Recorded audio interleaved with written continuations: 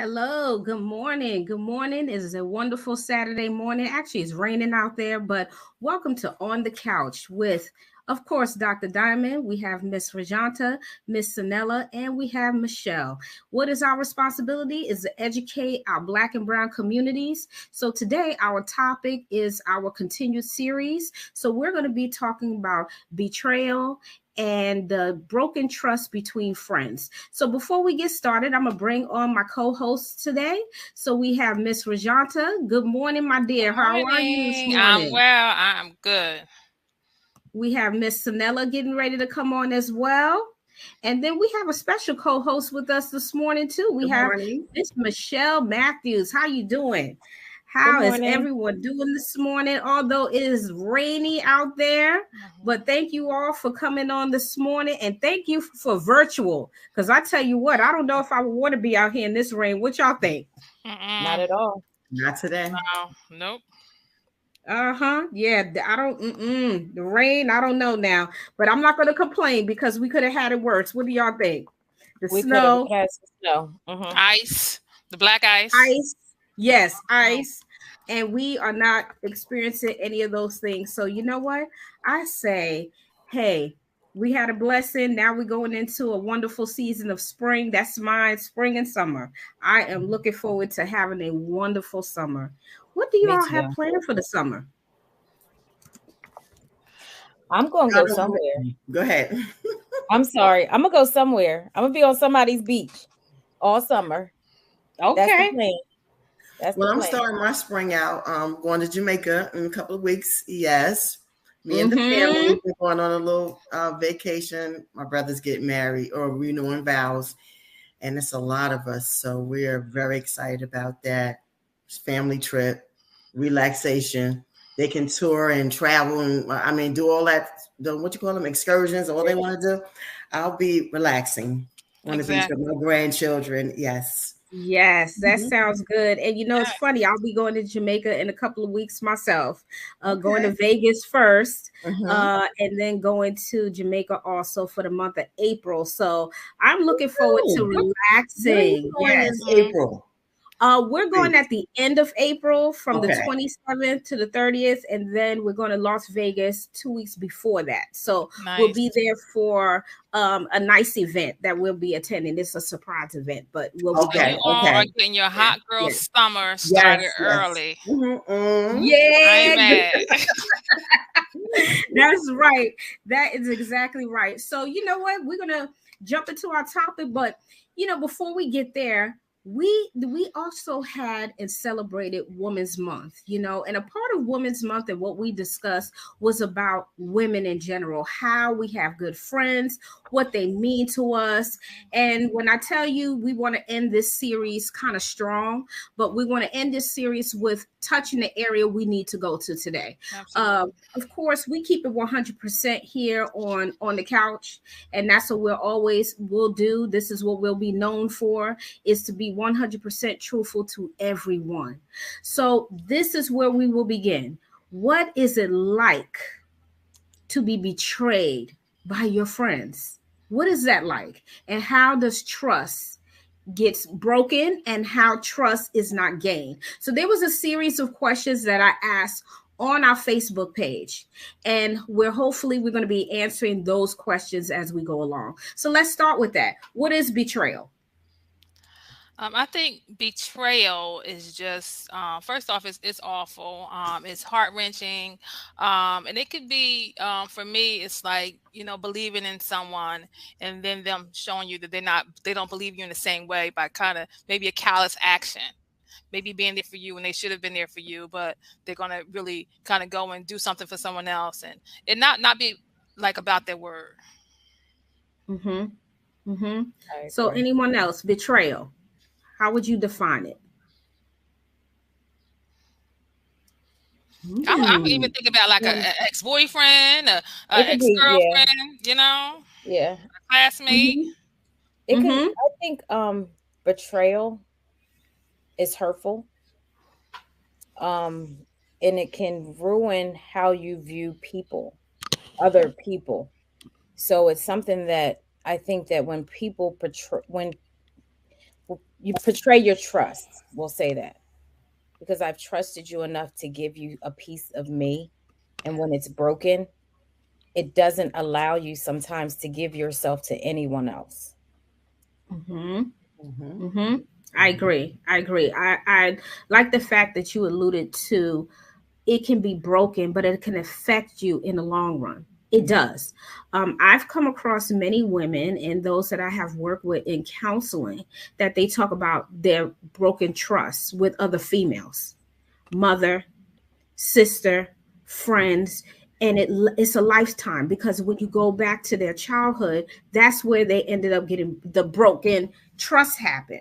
Yeah. And it lasts a lifetime. So it comes back to those of us that won't harm them in any way, but we're being put in that category because of the hurt. So they carry this long-term hurt that we're dealing with. So when you start off like, oh, I don't trust women, but you don't even know me yet. So where does that phrase come from? So, have you all heard that before? I don't trust women. Absolutely. And I think just that lack of trust that we might learn or experience early on, it might limit us as we go on through our life. We're asking for help, or maybe not being in a relationship, a healthy relationship with this person because of this. Maybe I'm not going to go and apply for this job because so-and-so is the supervisor there, and I don't trust women. So it shows up in many different spaces in our life. It affects us. It limits us. Yes. But I wonder if when you start a relationship with another female, you learn different triggers, and there are boundaries that you learn in just being with a male. Sometimes I think things get blinded from, I can tell you my deepest, darkest secrets, and then you hold it against me later. Or sometimes we're not mindful of the things that come out of our mouth. So if that's their trigger, why would we say something that triggers someone else? And it may not be intentional, but people take it intentionally. Yes. So being mindful of triggers, getting to know that person, not using their deepest secret that they stated to you or something that happened in their life shouldn't come back as a weapon. But if you are that type of person and you utilize people's information as a weapon, shouldn't you be checking yourself to figure out why you're that way? Because you shouldn't be that way to someone else. But sometimes people don't know that that's their way or that they're doing it. Like, I don't know. Some people do talk to people and their intentions are to hurt, but some people don't even know hurt people. And I may not even know that I'm that hurt person that's hurting somebody else, but we never take the time. We tend to cut people off before we have a conversation. And I say that because I've encountered, a relationship with a female that I told her what my triggers were. I told her what my boundaries were. We've had multiple conversations. And then when something else happened, I was done. So some people are like, oh, that's harsh. But no, that's my boundary. And those were my triggers. And we did have a conversation. So the person can never come back and say we didn't talk about it. We talk about it. We talked about it over and over again. But how many times are we going to keep repeating the same thing, that what you do to me is triggering? So I would say to that is when healing, and I'm hoping that that's the direction that this forum goes in today, about the healing level that we need to get to. Because think about it, a lot of the hurt that we have experienced, our first hurts have more than likely been in the home, with our sisters, with our brothers, with our mothers, fathers. Those are our the beginning of some of our closest relationships. So that's where that first beginning of the hurt comes. So then we get older, and then we try to make friends. We don't know really how to make friends. Absolutely. We're not taught that. I'm teaching that, but I got to think about it. When I was younger, it was the lessons that I learned outside. Not that, but I didn't have any sisters in the home. You know what I'm saying? So pretty much almost being raised as a only child. I had my brother there, but he was just doing his own thing, But those relationships, some of those hurtful relationships came from when we were younger. Then we grow up, and then we meet other people, and again, those triggers come.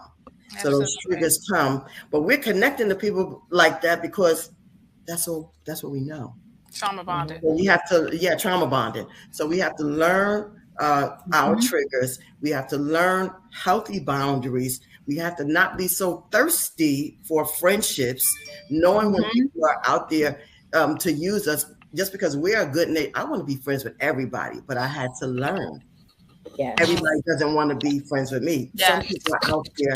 I don't want to think like that, but some people are out there to really see what they can get, just to sabotage any and everything that I'm doing. But I choose not to think negatively like that. I want to focus more on healing because there's a lot of hurt women, men, children out there that we need to figure out how we're going to help to heal. Because I'm sick of all this anger. And that's it. Thank you. That was good. I like that. All of that was good. And I'm gonna turn to our comments section for a second. So betrayal and hurt often comes in your inner circle. So I do agree with that. And you just touched on that. And I do want to go to that area because we do need to talk about what trauma bonding is. And we need to talk about what environmental exposure is. Environmental exposure is in our environment, what we're exposed to 100% of the time, what we take with us, which is the bags that we have.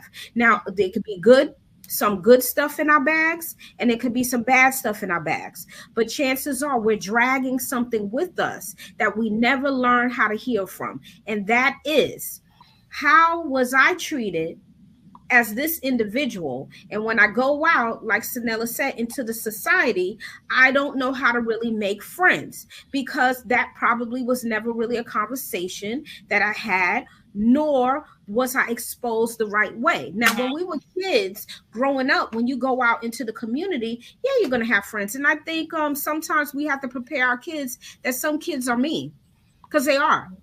And there's nothing wrong with telling them that. You're going to run into some mean kids. I have said that to my granddaughter before she went to kindergarten. I said, you are a sweet little girl. You are. And I say, stay who you are. But you're going to run into some children that are not very nice. And she would say, you know what, Mimi, this girl, she hurt my feelings. And I said, okay, and we'll talk about that. And it's important to talk about it, to get the feelings out, understand where the child is coming from. But who knows, in our households, all four of us grew up in different households. Did that conversation happen? Was that encouraged to happen? Where are we with that when you think about environment? I don't think it happened for me. I just went out in the world and experienced my share of hurt, grief, betrayal. Okay, you can't say this person saying this, don't repeat this, don't repeat that. So a lot of things that I learned about trial and error, or like on the job training. Right. So that was a conversation that was held. My family was very religious. We only talked about God. Okay, I came from that type. Exactly. Even like you said, trial and error and growing up. I've always been a person to think to myself, treat people how you want to be treated. Absolutely. But even when you're treating people how you want to be treated, people still do you bad. I'd say that even in a relationship, even if you're with somebody for a long time, I am a true believer of love. So if things don't work out, I'm going to find my person. My person's going to find me. But then you have some people who feel like I've been betrayed and hurt so badly that I'm going to cut it all off. So they never heal from it, but they're not open to heal because they don't have, a lot of times women don't have other women that say, hey, I know you've been hurt, but let's look at it this way. Let's do it different and not look at, take the good with the bad with the good. You know what I'm saying? I think that I would always want to be that sister to another woman that I would need. Absolutely. You don't always get that. And when you don't get it, you're like, okay, I didn't get it, but I don't chalk it up to all women are the same. I'll give you all that I have until you show me that I can't give it to you.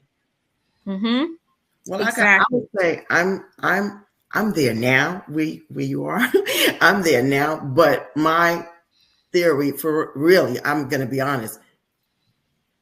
I didn't. I'm that person that you mentioned, Dr. Dharma. I didn't really fool up with women. It was as I got older and say, wow, those friendships are important to me. People started exposing themselves to me, and this could be helpful to me, and I'm helpful to them. So I'm not only now giving, I'm also on the receiving end too. And it felt good, but there still was that wall up there a little bit, to protect myself, which I don't want to call it a wall now. Today, I'll call it a boundary. It is what it is.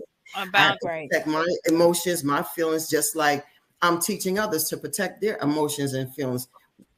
Listen, nobody wants to be hurt. Right. But we do deserve, I'm a love person too. Like, I love. So my thing is, I'm always going to give you enough opportunity, but after I shut the door, that's it. Yes. Yeah. And you as a friend or a so-called or an associate, as a person, should respect that. Yes. Yes. But people usually don't, because they don't have their own boundaries and they have their own hurts that they feel like they can continue to pour their own stuff onto you.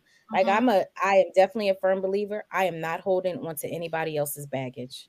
I am not your dumping ground. Correct. Because you're taking on someone else's anxiety. You're taking on their problems. There's a difference between being a support system and a bag carrier or the dumping ground, the dumpee, because they want to dump on you and then come back and start judging you because you don't want to help them resolve their problem. That's not how this works. I can support you because I love you, because you're my friend, and you may need me to vent to, and I may or may not have an answer for you, because everybody don't have all of the answers. But having that door open where I can go to you and just vent about something, and then if you give me some feedback, I'll be willing to accept it. But check this out: not every woman is ready for that. Hard truth. I, growing up as a New Yorker, Sanella, you will relate to this. We are all truth tellers in New York. We don't give a damn how you feel. We don't care. It's just one of those, and we shouldn't be that rough, but we are rough around the edges. I don't know if it's the concrete jungle. I don't know, but I do know that we will tell you like it is. And then I had to learn how to curb that. I did, because a lot of people would say, oh, that's harsh, that's rough. And then I had to think about what I was saying to people. And then I had to fall back and say, okay, I can't be that forward because everybody's not used to me being that forward. And they're not or grew up like me. So I have to fall back. Now I have always been the observer anyway. So I'm going to observe your behavior. Then I know how to work with you. I know how to come into you or not. Okay, so I have to work on what I'm getting. What is your energy? What's your energy about? If you're not a welcome energy, I'm not going to go over in your space, because you're telling me that based on your body language. Okay, and other times you may want to try, because you never know, that person might be hurting, and that moment you're giving them a space to talk. So I had those moments where I said, well, let me just say hello and see what happens. And all of a sudden the person kind of breaks down and say, oh, I'm having a rough day. And I'm like, oh, maybe I have a sign on me that says talk to me, but you never know. So with women, it's hot and cold. You don't know sometimes, who's welcoming, who's not. Michelle is right when it comes down to boundaries. We have to understand, but the boundary does start with us. What boundaries do we set for ourselves, and how do we move forward? So I'm going to go to our comment section, because we got a lot of comments here, ladies. So I knew that was going to we got a lot of comments. Really, because it's a trending topic today, actually. Friendship hurts. They're equating it to relationship hurts as well. It's just as painful, and I would agree, because think about it. So let's get to the comments. I'm excited. I want to see what's out there. First comment says, healthy friendships should be reciprocated, support, encouragement, and truthfulness. Okay. Yes, it should be reciprocated. That is true. That's a balanced and healthy relationship. Absolutely. Do we get that, though? What's the truth here? Do we really get certain relationships you do, I want to be able to be transparent with all my friends. If I'm going through this, I need to be able to be comfortable, because some friends we're not comfortable with because of the judgment factor. But I want to be able to be comfortable with my friends and say, this is what's going, like, girl, let me tell you what happened. Right. The good, the bad, and the ugly, and not sugarcoat it. So I have a question. So when so we have a circle of friends, right? And you know that one friend is that judgmental friend. Why do we hold on to people? Yeah, I think sometimes it can be history. Like maybe this person you've had a long friendship with over time, and this person may not have been this way, but something happened in this person's life to make them this way. So now they've become totally different, and we kind of hold that hope, thinking they'll kind of go back. That's where I was going. I hope that just like in a relationship, you let them go. You know what? That's a new decision. Question. That's a you decision, I believe. You have to decide, you have to make that choice of, do I want to hold on to this? At what expense, at what cost of me holding on to that relationship? What is it going to cost me to continue that relationship? Is it going to put me in a anxiety, frenzy, depression? Or am I going to do a whole new chat where I only have those 3 friends and they're not included? That's weird. That is weird. That is weird. But then you're going to have to separate that. How? That's the healing process, because you're going to feel guilt about letting that go. Because like Johnson said, if you have a relationship, if you've been in a relationship with them and you have history with them, it's a little hard. Y'all probably did some things that y'all would never even tell anybody else. So y'all did some things together. Yeah, take it to the grave. Tell anyone else.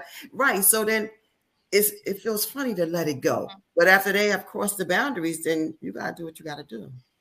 And you have to grow and learn how to heal from that, because you're gonna be hurt, because you love them, but they but I think you know what it is for me. It's peace. I want peace. Yes. I don't all that negativity and all that other stuff. I don't need. So letting go and boundaries is not me being hurt. Sometimes we hold on to people because we don't want them to be hurt. Absolutely. That's the other side. Wow. It's so true. That is the truth. And it's a level of now. Is that you? I apologize, Doctor. No. Is that you now, Michelle, or was that you? Because I could say I've made changes, so I'm there with you now. But I wasn't always like that. I probably was the type of person that would just hold on to people because I didn't want them to be hurt. Today, it's about me. Yeah, that's how I am now. So in the past, you have been. I say that because we have younger listeners on here as well. So I'm talking from a mature place, where I've grown up for in my past experiences. But I've invited some people to listen that were actually younger. And at that time, I'm thinking about back in my younger days, I'm just accepting friends. Still kind of keeping it small. I'm small. And protected. Exactly. So now I know there's a criteria. Because it's peace. I think that as you get older, all you're simply looking for is peace. You want a good circle of friends that we can hang out, we can shop, we can travel. I can call you and say, hey, I'm going through this, or she could do the same thing.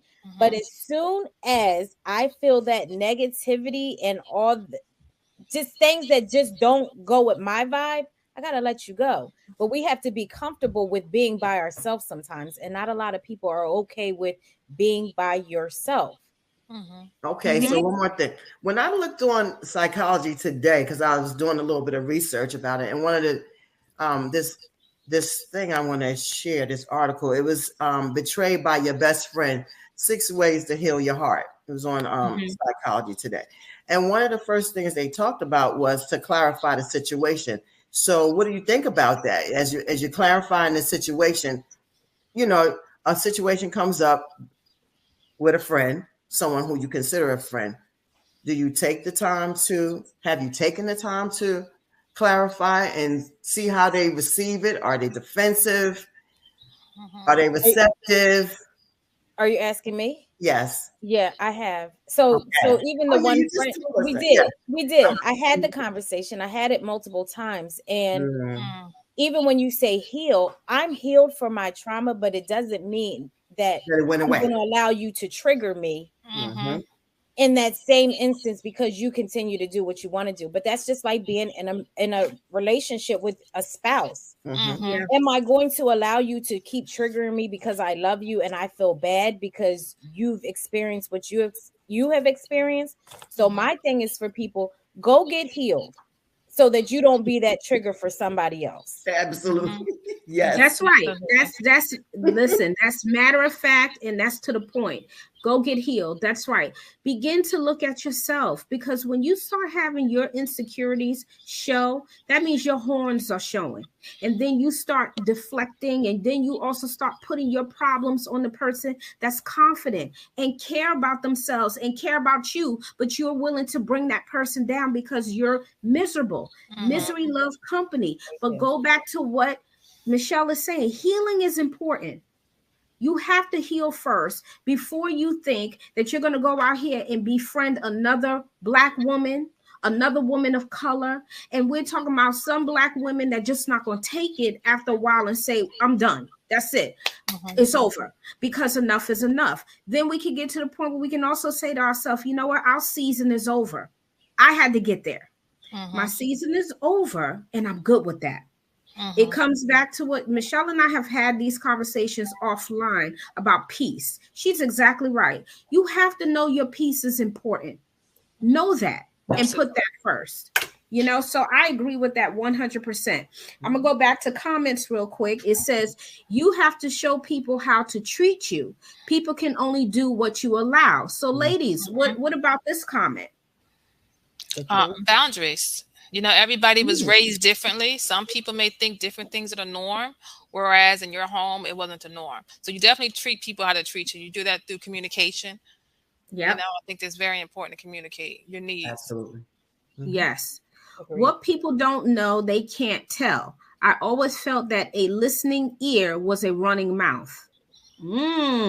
So, let's talk about that. That's country. That's country. That's down south. That's how we were. You know, that's how we were raised. It's almost like what goes on in my house stays in my house. Yeah. You know what I'm saying? So, yeah. I think private.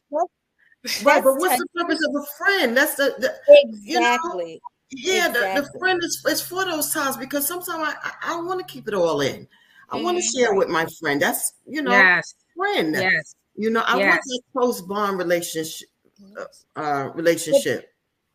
But that also goes on to the teachings of our babies. If we continue to say, don't talk about the things that hurt us, or keeping things private, they're going into generations and it just continues. Absolutely. So I don't agree. I go into relationships and I'm gonna give you all of me. I may not tell you the graphic details, but I'm gonna give you all of me, and I'm gonna be authentic about it. How you receive it and who you tell has nothing to do with me. How I respond to that has everything to do with me. That's right. So that just might mean that's the ending of our relationship and our friendship. But I don't think I have done anything in my past that somebody can't know about. And the things that I don't have done in my past, nobody knows about but me in my past. So it's not about keeping everything secret, but I think that we need to have those the conversation start at home with our babies. Not to be quiet, not to be silent, and not to, yes, some things are not supposed to be spoken to, because even my grandson, he's that way. He's like, well, my mom told me, and I told her some things he needs to tell his grandma, because if somebody's hurting him and somebody is doing something, we're teaching them, they don't know the difference. And sometimes we grow up and Why do you don't know think the people difference. do that? Do you think people do that and say that to their kids because of the judgment that might come if someone finds out what you are doing in the house? Or is it like judgments? So speaking for me, like if I had, so that conversation was about the whole pregnancy. They didn't want anybody to know, but I taught my children. I didn't teach my children to not tell either, because I wanted things to be different for me. So even with the abuse, my daughter knew like something was going on. So she would call 911. She would be the one that called the police. So it wasn't, and she wasn't chastised for doing it. You know what I'm saying? But I think a lot of times kids get chastised for doing stuff because the parent knows they shouldn't be doing it. Yes. Yeah. Mm-hmm. Exactly. Stop doing these things in front of your children. Right. Yes. Right. If you don't want it to be repeated. If you don't want it to be, because they're little sponges, they're gonna put it out, and they're telling one of their friends. You see? Right. So exactly. All right, next one. They drag their pain into each relationship they encounter. They don't mean to, but the issue was never dealt with. So it acts like poison until it's dealt with. So we're talking about the baggage. You know, you bringing in these baggage and you drag it into your relationships and or encounters. So that goes back to, even if it's a male and female relationship, the trust factor, and both sides can have trust issues because of broken hearts. Oh, I don't trust this person, but then you continue to go into a relationship. Why didn't you heal before going into the next relationship? The same central, same thing. We need to heal. But if we push it under the rug and we try to find maybe new partners or new friends to erase that old feeling, and it winds up sometimes right back at the same. That's right. It's seeping out, busting at the seams. Seeping out. So you're letting all those toxins come out into your new relationship, your new friendship, not working on the old one or getting rid of it. Right. You know? Or thinking that you don't have it. Or exactly. That's even worse. Okay. Yes. Thinking that you don't need to heal and you're fine. Because a lot of times people walk around with, I'm okay. Yep. I'm healed, and you're really not okay, and you're really not healed. But that goes into the friendship category about saying I'm not okay.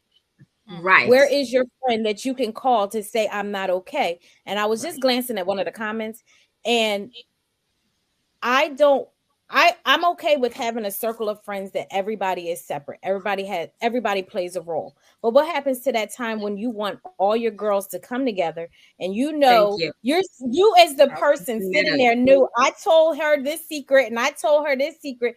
I can't be my authentic self because now I have to remember who I told what, or I can't. That's not a friendship to me. I think that a friendship to me is I should be able to confide in you without judgment, like we said earlier. And you do have a friend that you could cry with. I might not want to cry with you today, but I'll cry with the other person, but you may know what I'm going through. You know what I'm saying? I just think that I just want all my friends to be in one circle. I would like that. Not that I can have it. I would like it. I would like my friends to be in one circle, and we have our sister day, and that's it. Yes, in a real world, could that happen? Possibly. If everyone is at a level of understanding that you're going to bring possibly new people into a circle and you can't be offended by that, or you can't say, well, I don't like that person, but they haven't even said anything to you. The problem is the bond that they have with you is why they don't want to have a bond with the other person or feel like you're trying to take my friend from me. It's not like that. What it comes down to is that, as you stated, Michelle, each person you have encountered, you build something with them. That friendship, because you had to build one-on-one at some point, and then that's going to happen. But if your circle is growing and everybody's being brought together and really enjoying each other's company without judgment, without feeling like the next person is a threat to them, that's your security in you, because that person could come in and you don't feel insecure that they're coming to invade your friendship, because that's not what it's about. It's about the growth of the circle. So if the growth of the circle is a sister circle, let it be true to what it's supposed to be, a sister circle, not you feeling insecure. So I don't like this woman because she's coming in. What do you know about her? Nothing yet. Right. Nothing. You feel that some friendships are territorial? Yes. Oh, okay. Yes. Yes. Well, why? That's a good question. Their past trauma. Past traumas. Yes. Their past traumas. So because because I've been hurt and now I got this really, really good friend, I don't want to share. You feel that. like somebody's going to, yep. You feel like somebody's going to take your friend away. Yep. Exactly. Exactly. But then at the same time, that person can't be in that circle because they're looking at everybody else funny, or they don't trust. Like, I want my circle of women, like, you can have an organization of women that I don't think people know just how great Black women are, and how if we all just move, and how we walk into a room and we can take over a room. But I don't think all women think like that. They think self, how that makes them feel. So if I'm your friend, you can't be friends with nobody else, or you can't do this with somebody else because you didn't ask me to do it. I don't know if I want to be friends with somebody like that. Me either. I don't. Right, because that's the insecure. And it may kind of stem from past abandonment issues as well. Right. You never really know what people have been through prior and what they're going through currently. And trust too. That big T word. That whole trust. I believe mainly, like you said, based off their the past history, things that they've gone through, losses that they've probably experienced, and they feel like they finally found a good friend. Maybe they found a good friend, but you got to learn how to share that, right? But they need to learn that, but I can't learn that for you. And even bringing somebody in, they can be the rainy day on everybody's day because of their attitude or their facial expression. So some people, you do have to, girl, you have to stay home this time. Right. I know it. You can't come. You don't like them like that, and it might be a little weird if you come. Yeah, you can't come. I guess you will find a better way to say that, but that's just the bottom line. It's gonna feel funny, Absolutely. Exactly. Like we'll do something later, but you can't do this with us today. I don't know. Not this time, right? But why don't we have to sugarcoat? But we sugarcoat things for people to make other people feel good, then it ends up hurting us in the long run. It does. It does, because you also begin to build resentment against them, right? Yes. Right. But also on another tip, I just thought about something. Some people have social anxiety too. Okay. So social anxiety, speak to that. When it comes to, being around others, besides that one or two friend that they have, they get uncomfortable when they sabotage the relationship, or they'll run away. So I think that comes into play mostly when you're going out and in that type of environment, not so much on the phone or FaceTime or something like that, but when you're going out and you're dealing with someone who has social anxiety and it's more than 2 or 3 of y'all, we like to go out with a group of women, like 6, 7, 8, a group of women, so we can all have a good time together. But then you have that one who you don't normally invite out because she has social anxiety, and she's going to make everybody else feel uncomfortable. Yes, because they may not want to be there. And I'm glad you brought social anxiety up, because it's a newer word, but it's been happening. They just put an actual diagnosis to it. It happens. People don't like crowds, right? People don't want to go be bothered. So they actually, and it's more people than we think. So that would be like a big trigger once it comes to and it's different levels too. There's there's different levels to it. Some people just really can't be out with other people, but it messes it up for them, because how do you make friends like that? Right. You build on these relationships. But the challenge is to challenge yourself when you're in a state where you feel like Am I socially challenged? And if I am, I need to take some baby steps on how to do that. Yes. So that can begin in smaller crowds first, Yes. and then work your way up, because you're right. What damage are you causing to yourself? And then it goes back to what sabotaging behaviors would you have with your other friends to get them to not be around others. So, you brought up self-sabotage. That's a big thing too. When a person is that broken, they self-sabotage a lot. And then they bring that on to others. And they're willing to sabotage the relationships within a circle by saying, well, let me talk to this group of people, and then we can be against this group of people. And that's a sabotaging behavior, because all along you're self-sabotaging by saying, oh, I'm uncomfortable around these people, so I'm going to find a way not to be a part of something. But then you're trying to pull others with you. So that's an issue for me too, that there are a lot of people out there that I have encountered that are like that, self-sabotages. Then when you bring them into a circle, they break the circle apart, and they find ways to do it. So those type of people, and it goes back to what we said earlier, self-healing. If you become aware, because everybody isn't always aware of their behaviors, but say if someone has the courage to bring it to you and say, I notice you have self-sabotaging behaviors. You need to look into that, because you're doing stuff that's not cool, and you're affecting everybody when you're doing it. That comes down to judgment. You judge everything. Back to what Michelle said, if we walk into a room together, the four of us, we know we are the it, okay? But we walking in there together knowing that. We're not just saying, oh, look at Michelle, she thinks she all of that because she got that on. No. We walked in with our crowns up all together, and we walk in and know we are a powerhouse. So yes, somebody's going to want to come up to talk to us, because they're trying to figure out, who are these women? Who are they? Because they came in confident, and they're standing side by side with each other.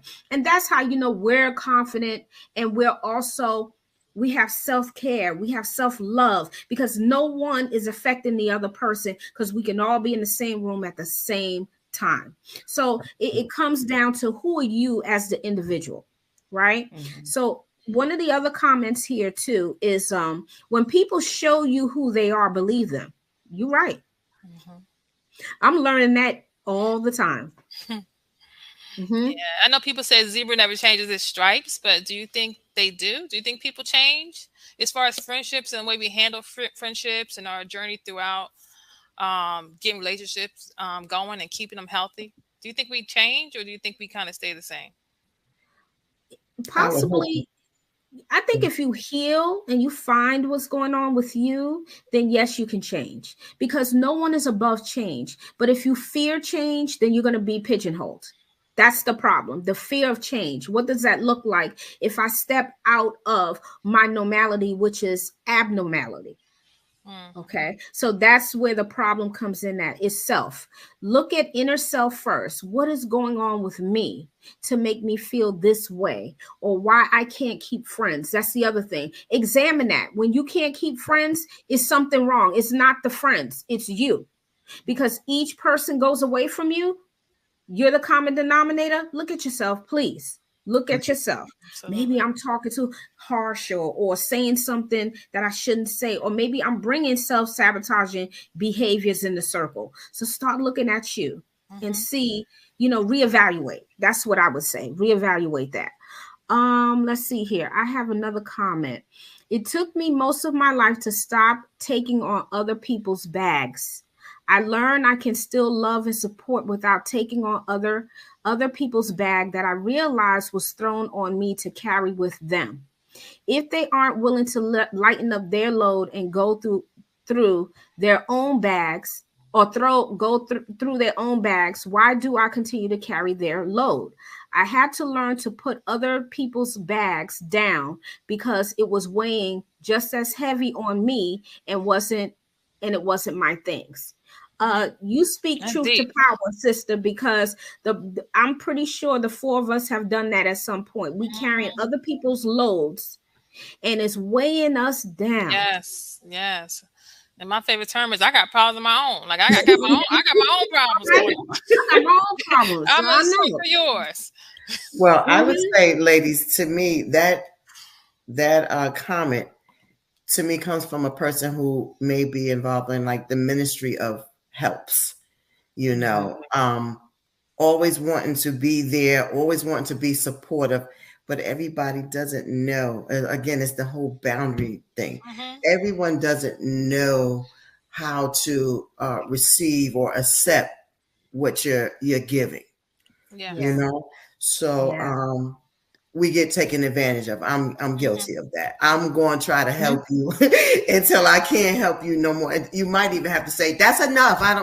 That's it. I don't want to." And it's hard when you're it's hard when you're in the profession of helping. When you're really in the profession of helping, you carry people's stuff home. You're a natural carrier of people's stuff. Yes. Because you constantly want to fix people, which is why sometimes we hold on to people. Because we see we see good in people. We think that people are going to change, and if we give you a little bit more time, things will change. You'll change, and I think it comes with being a good person. And that's true. And thank you. I appreciate that. You're welcome. I received that. You are. See, because you know that. My new thing is, I'm not going to help you if you're not helping yourself. I'm not going to put more into it. Let me fix that. Yes. I'm not going to put more work into it than you are. We're going to do this together, because at the end of the day, we all need some type of healing from one thing or another. You know, we all need the support. Those days are over. I don't need nobody. Yeah, we can say that, but we really do. You know, that's good, because we've been betrayed. People have been betrayed so much by other people that they do say, I don't need nobody. I have myself. And I'm okay. Okay with that. Yep. And then they get just lonely. Shut the door and go into another relationship and mess it up. Or they're just miserable individuals in general. Like that miserable person that you see at the store because of past betrayals. And hurt. Yep. Pain is real. Pain is so real, and we can't ignore it. So when a person hurts us, we do go through that reservoir of pain, because it's a reservoir, because it's coming fast and it's flowing, and it's and you're trying to figure out, what did I do to become, have this much pain from this person? What is causing this? But then when you start really self-analyzing and just looking at the whole relationship, and those of you that are listening to us, you could do it just like anything else. Pros and cons. What is that person bringing to you? What are they not bringing to you? And what is the load that you're taking on? Because you're forgiving, and then the pain comes, and then it's like, what do I do with that? But here's where you're flirting on, I'm not trusting anybody anymore. That's when it becomes the problem, After reading a couple of these comments too, what do y'all feel about trust? It's not automatically given, it should be earned. Do you believe that? You know what? I try to go into relationships, focus. I try to give everybody the benefit of the doubt. But people tell me that's me being naive, I try to give people a chance, right? I give people a chance, and try not to go in relationships with judgments. Just try to be open-minded to things. I guess I give people trust until they give me a reason not to trust. Yes. Yeah. Exactly. That's my motto. Yes. Yeah. I'm the same way. I don't just automatically say, I don't trust you. It doesn't work like that for me. I work off of energy, and I learned that through the years, that we are people, we're spiritual people, and we feel another person's energy. If your energy is off, I can say, oh, it looked like you're not having a good day today, right? So I may not even bother you, but I may acknowledge that, I'm here for you if you need me, right? I'll do that. If I know you're standoffish or you're mad or whatever the case may be, I am going to fall back and leave you alone. If you're open, I know that I can walk up to you. So it's a lot of energy for me, because that observing person that I am, that's what I'm looking at. I'm looking at, what is the body language telling me? because I don't want to come into your space and you don't want me there. And plus, I know me. If I feel rejected by you like that, then what am I automatically going to do? Just like any other person, you're going to go on the defense because you're like, well, you're coming off nasty, so I'm going to come back nasty. Instead, read what the person is showing you. And that's how you know to move around them. And then just so be it. Nothing is personal all the time. It's not always against you. It's just what you're reading. Okay. I can't say that for everybody, but I can say it for me. That's what I do. Okay. So back to the comments here. Because I'm going to read quickly now so we can move because the time is slipping and we do need to talk about healing too. Which one you want me to read? Look at J.W. Piercy. J.W. Piercy. Okay. I know this show is for the ladies, but don't waste any more time checking baggage. Become the baggage claim. Don't lose your peace giving pieces of you to those never deserved it. That's true. That's very true. Does that resonate with anyone, you know, on this panel and even in the comment area, those that's watching us? Yeah, everybody's not deserving of our time, but we won't know that until we give it a chance, right? And then once we give it a chance, then we cut it off when it needs to be cut off. But everybody's not deserving, you know, 2, 3, 4 years out of our life, because then we look back, well, I done wasted all that time. All that time and investment energy. And there was red flags in the beginning. Yes. Thank you. Red flags. And we just ignored it, or they'll change, or no, you know, maybe I could help them. I could work with them, and you know, they could. Yes, I can help them, but that goes back to us being helpers. That's what Michelle just said about. She said, "Well, if you're in the helping business, you're automatically going to do that. We are going to give people more and more chances." And prior to that, I can tell you when I was younger, mostly in my 20s, I didn't forgive you like that. Once you cross me once, I'm done with you because I'm not going to let you do that to me. Then I got softer as the years went by, and then I also realized too, being in the medical field, you're a helper. And that's what I did. I help people. Then I went on the other side of helping people again, go help them through their problems. So I too, and when I tell you therapy is really good, even if you're not in therapy yourself and you happen to be a therapist yourself or in any type of counseling, please apply some of those things to yourself because you're not bigger than the things that you learn. Okay. Absolutely. Because I learned a lot of things, especially through grief and bereavement. When my mom died, I didn't know how to handle that because I was 12. But as I began to learn about grief and bereavement, I understand now. And you don't understand a lot of things until you actually learn it. So when I was learning it and teaching others, I was learning something from them. They were learning something from me. So when you think about relationships, do the same thing. What is healthy for me? What is healthy? What is not healthy for me? So we're going to move into what does healing look like before we're done for the day. What does healing look like, you all, from betrayal and broken trust in friendship? What would that look like? Peace and a sunny day. All right. That's one. Peace and a sunny day. Yes. I would say closure. Closure, being able to see that friend, not be aggressive towards that friend, but just to be cordial, you know, to the ex-friend, and keep it moving. Yes. I would say forgiveness. Yes. Forgiveness towards that friend, but also forgiveness to yourself, because you may internalize some of the things that you've gone through. You may have some feelings about some things you could have done differently. So you also need to forgive yourself as well as that friend. Absolutely. Agreed. Peace of mind, forgiveness is important. And when you are forgiving yourself, just note that, I'm human and I missed the red flags, but now I see them. And use that as your learning experience and say, I'm going to take this experience now and not say I don't trust. What I'm going to do is isolate each person to understand who they are and where they're coming from, because you can't put everybody in the same category. It is unfair. Yes. If you're in a circle of women and you happen to see that person doesn't fit, that's a puzzle piece that really has to go. And you have to be honest, because at the end of the day, they're going to ruin everything that we're trying to do. So if we're in a circle of women who are so secured in themselves, and I can be around the next woman and I have no problem with that, but you have that one person and you've given them all the chances you can get, and say you started that friendship with them. As Michelle said, your peace comes first. So you got to know when to say your season is up, and it is what it is. And you have to live without guilt.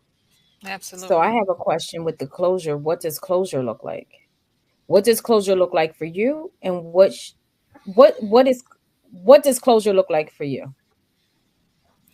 Closure for me would be me knowing that I did all that I can in a relationship. And you got to know when it's your time to say, this is enough for me, and know that I don't carry no guilt. I did all of that I could. You could put that olive branch out. You can do all that you can. But me, I have to be secure with myself to say, this is the end.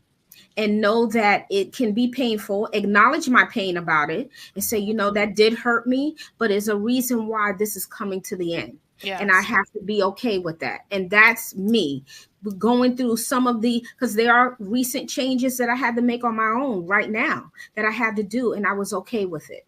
And you got to do that. And I have to do it for my sanity. So having that closure is me getting back parts of me too, because you are giving yourself out to that other person when you exchange in that friendship, that energy, all of that. Absolutely. I'm glad that you said closure. I'm glad that we all brought up closure. That was good, Michelle, because sometimes we think that we can't close the door, or that maybe it's not right because of however we might feel, or maybe whatever upbringing we have. But we need to know it's okay to kind of shut people out your life. Let go of toxic relationships. It's okay to break up toxic relationships and just say no more. I'm going to take a stand and set in place proper boundaries. It's very important. Yes. For me, closure.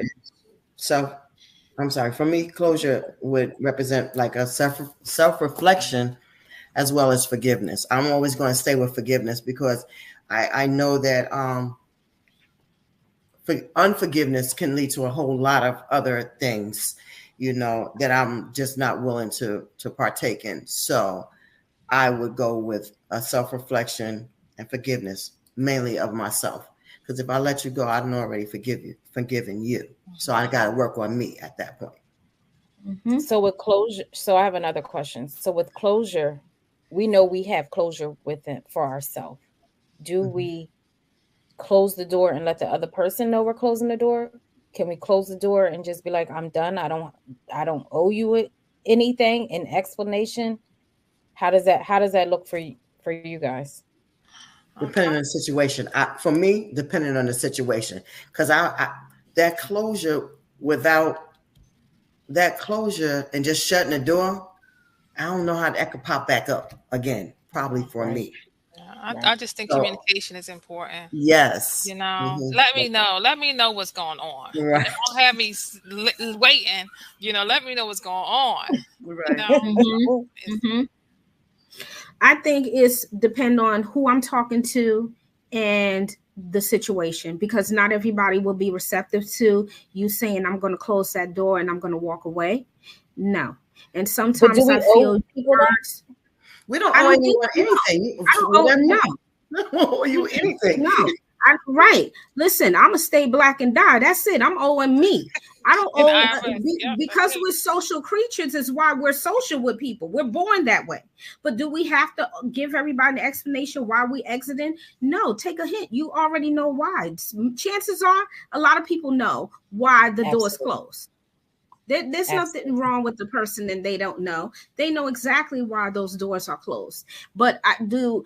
I respect all of you by, each of you and what you're saying, you can communicate, you could do this. But again, I think it depends on the maturity of the person who you're talking to. But I do believe chances are they're aware. Once you no longer are in their life and you decide to exit out, there's no way you can't miss that. There's no way. But That's what I would say for that. And that was an excellent question. I love that question. It was good. Very good. I mean, because some people struggle with that. Like, do I tell the person that I'm done, or you know what I mean? What I have done may be different than what you do. And I had a conversation with somebody this morning that told somebody, you did this to me, and they're like, I don't want to be bothered, but they don't want to hurt the other person's feelings at the same time. So I said, just take time for yourself. You don't have to respond. Just because you call me and text me doesn't mean I have to respond to your messages. I told you what you did, and that to me is closure. Yes. That's it. That's it. And that's enough. So you did your part. And I have to agree with this last comment. I'm gonna read this last comment here. They know what they did. Why do we need to tell an adult? Exactly. You are an adult. You know exactly what you did. You know you went out and you did something you shouldn't have done. So you're aware of it. So I agree. Now, I'm sorry for all the comments I didn't get to, but the ones that we did read was very strong, very powerful. And we thank you for your comments, of course. And this series was very, very good. You know, it was a hard topic and also a rewarding topic because it gave a lot of these sisters and brothers that have been, you know, listening to us too, to see what it means to have a friendship. What does that look like when it is healthy? And then what does it look like on the other side when it's not healthy? And what do you do and how do you deal with that? And walking away with knowing that, you know, you do have resolutions. You can walk away and feel good about it, and you will feel pain. So let's not sugarcoat that you won't feel it. You are, because you're human. You're going to feel a pain. You're going to feel what they did to you, but you got to know that you can heal from it just like any other relationship. And when it becomes too much, then you have that true sister circle. Go to a person and tell them how you're feeling and just say, I'm hurt. And this is hurting me, and this is why. Because at least now you're going to let it out instead of internalizing. Because resentment comes when you internalize it instead of externalizing it and just getting rid of it, you know, and just kind of you're forgiving yourself and then closing it off and saying, now that I got it out, now I can go on and move on. So, you know, we really appreciate all of you coming on, you know, and enjoying this series with us. And we look forward to we into April already, so we into our next month. But you know, be sure to follow us, you know, on Facebook, YouTube, and especially your favorite stream. Michelle, you know, thank you so much for coming on as one of our hosts. You know, because that you know, it's great when we were able to pull other women in to our conversations that we have talked to in the past, and you have been on our show in the past. So that was very nice to have you on. So we would look forward to having you on as a guest speaker again. Thanks. And then yes, thank you. And those of you again that are watching us and, you know, listening to our broadcast, we thank you so much for following us and listening to us every 2 weeks. And we hope we're bringing you some great content, real life things that are happening to us in this beautiful, grand, hurtful society we live in. Okay, so we just bring you as much truth as we can. So ladies, before we end for the day, I'm gonna give you a chance to end with your parting words, and we will move forward on our weekend. So Rajanta, any parting words before we leave for today? Yes, have a great weekend. I thank everyone, each and everyone, for watching. Hopefully you were able to get something out of this week's podcast.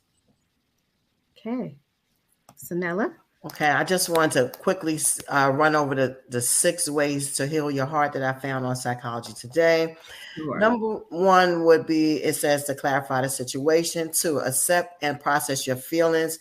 3, consider whether or not to process the feelings with the person who hurt you or the person you hurt. 4, decide whether or not you can forgive your friend. 5, recognize that there's no single right way to handle a betrayal. And 6, remember that it may not be what it seems. So a lot of those things we touched on today, and I just would admonish you to heal. Work on your healing. We all need it. Have a good weekend. Thank you. And Miss Michelle, your parting words. Thank you for having me. I do agree with what everybody said to heal. I think that the last part that I would ask of you ladies is to tell people where they can seek help when they need help. Because some people don't want to ask for it. Some people don't know where to look for it. Some people go for it and they go to the first person that's not their person. Don't stop at that person. Look for somebody else. That's my encouragement for somebody else. Be the person that you would want somebody to be to you. And Absolutely. Have a good week. Have a good weekend. And again, thank you for having me. Yes, thank you for that suggestion and recommendation. So those of you that are looking for help and you need someone to talk to, there are so many different avenues. But once you go on Psychology Today, if you are looking for a therapist and someone that is unbiased, you get the opportunity to talk to someone without judgment, without feeling like you have no one to talk to. But that is an avenue that you can go towards. If you have a circle of friends or a sister friend, this is the person you trust, this is your ride or die, please turn to that person and talk to them how you're feeling. Level out with them and let them know, because you don't want to carry on something you don't need to carry with you. And, you know, in the future, when you're thinking about friendships, everything Miss Sanella said to you today, please think about that when it comes to healing. Also think about the red flags, which is something she talked about earlier today. And in the end, you know what? It's all about you, what you allow and what you put back out. And just know that we are social creatures. We don't know everyone that walk into our lives, but know when your sanity and your peace come first. So look, have a wonderful weekend. Be safe out there. Enjoy your week. Enjoy your holiday week, because you're going to have a day off. So enjoy and be safe. And we thank you for joining us on the couch, and take care, everyone. Bye-bye. Bye-bye. Thank you for joining on the couch this evening. Be sure to follow us on Facebook and Instagram. And if you want to contact Dr. Diamond, you may reach her at candidconversations.dr.d@gmail.com. Have a great evening, and we will see you on the next show.